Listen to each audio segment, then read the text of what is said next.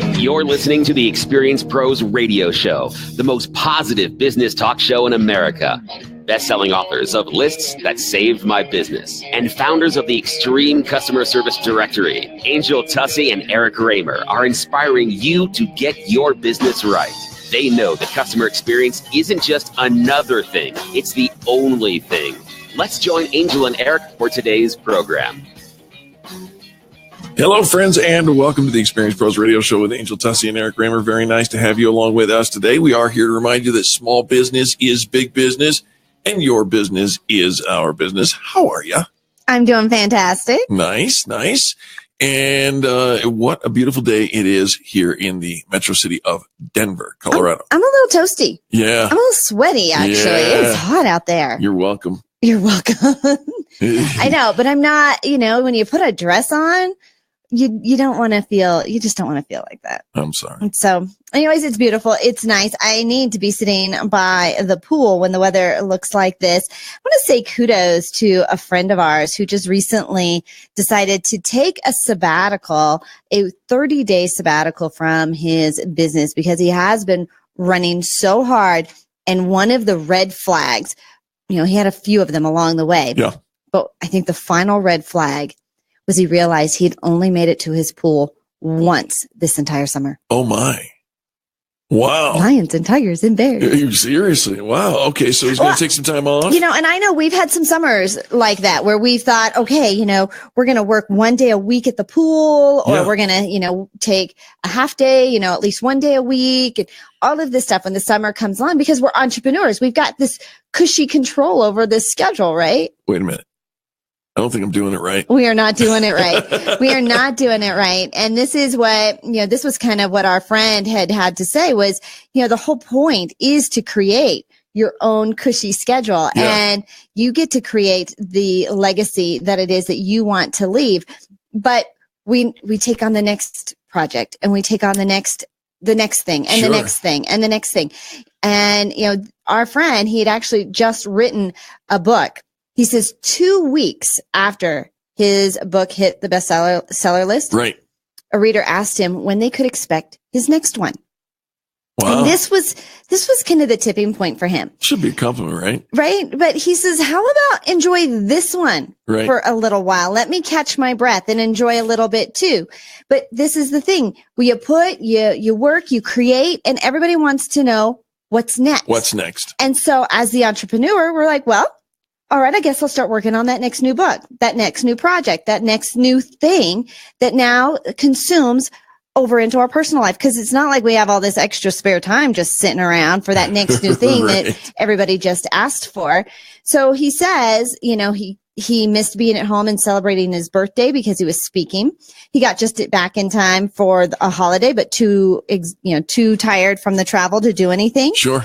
And it just kind of went on and on and on. And so he realized he just isn't at a place where he needs to take control and not give 100% to his business anymore, but maybe only 80%, the 80-20 rule, 60%.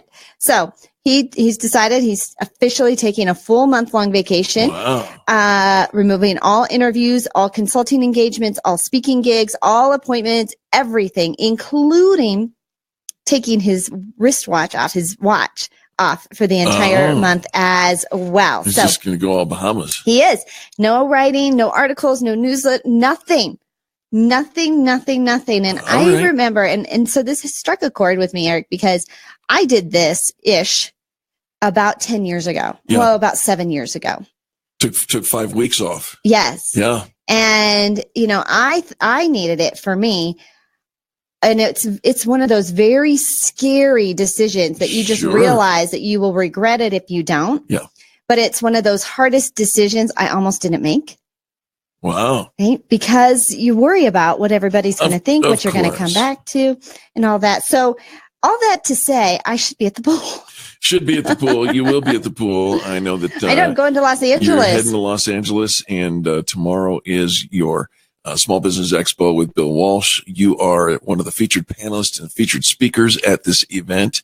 I'm super excited for you. I am excited too. I'm super excited. I need to get a little sleep before I end up there, but I don't know where I'm going to fit that in. Yeah. But I'll let you know how that goes. Let's talk a little bit about your personal branding. My personal what? Branding, when a Like farmer, a tattoo? rancher comes along and brands the cow, Yeah. right? It's a personal brand. So that's like a tattoo, right? Kind of. Yeah. Actually, that would fit in. It does fit in. And when you talk about personal branding, where you go, your brand follows no matter what. And it's bigger than the markings on your body. That's really kind of being facetious. But the metaphor works well anyways, because if you have a sleeve tattoo and you've got piercings all over the place, what is your personal branding? That you are into that kind of subculture and that's your thing. Nothing wrong with that or not. But if you are to go into, say, church work, you might find it difficult to be accepted unless the church is in that direction. There are certain cultures and Tokyo Joe's is hiring. It's certain places where that the branding matches, right? And so I think a lot of times we think if we aren't the owner of the company, then our branding doesn't matter. Oh. I remember my daughter coming home from work one day and she had worn to work a shirt that was clearly taken out of the laundry basket before she went to work. Yeah. And I saw her at the end of the day coming home from work and what she was wearing. And I was appalled. I'm like, you represent a company. Yeah. Hey, I don't care how tired you are. She got the mommy rant, right? Yeah, I'm that shirt. But you represent a company. And as an employee, it's your job to make the boss look good always. And so, part of that branding, even though it's you and you get to, bring your personality to it, you represent something bigger. And so we have to align our personal brand with the branding of the company, Absolutely. with the branding of the culture. And they need to blend together. Otherwise, you get major inconsistencies. That's right. Imagine going to, you probably have a favorite grocery store, a grocery store you frequent most often, right? Yes.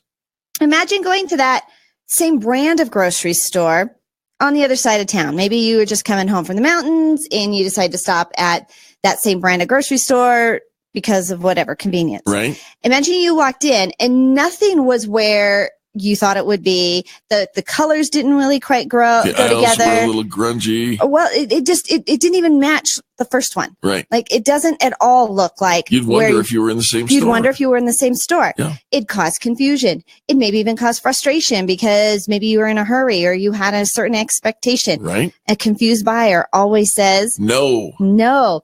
And so when we talk about our personal branding and having that be consistent throughout the culture, you've got to think about how your customer views you, what they're thinking of, and you've got to keep that flow going. That's correct. Your brand, who you are, how you dress, the way you speak, how you post on social media, the things you think are funny, the car you drive, whether or not you press your clothes and shine your shoes, how you tip, wait staff, all of that plays into your branding for your culture and for your company. And this is where we often see a breakdown. People think, well, wait a minute, I'm me and that's my company and they're different. Yeah, kids try that with Facebook as well. I've got my personal page where I do all my college beer chug-a-lugging and all that stuff. But then I go to work in a professional setting and that's my private page, right? My company page. It doesn't work that way. You are who you are. And so consider for just a minute the presentation that you make all over the boards, because the old bait and switch doesn't really work anymore. It doesn't hold up. There's too many cameras everywhere. There's too many people who know us everywhere.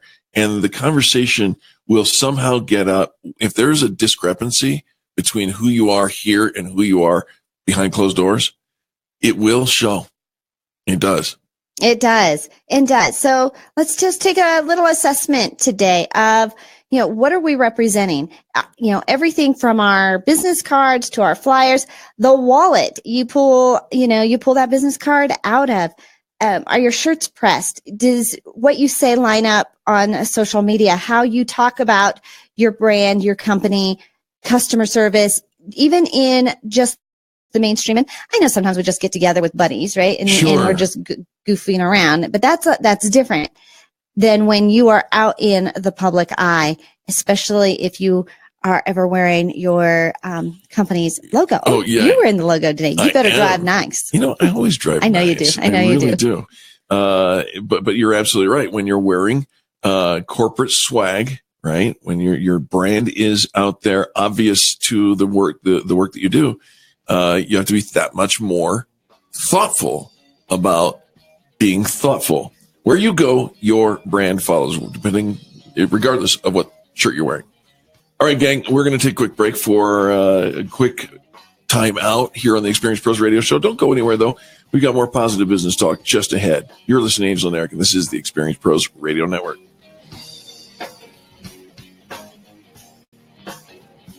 America's home for positive business talk. You're listening to the Experience Pros Radio Show. Contact them on the web at experiencepros.com.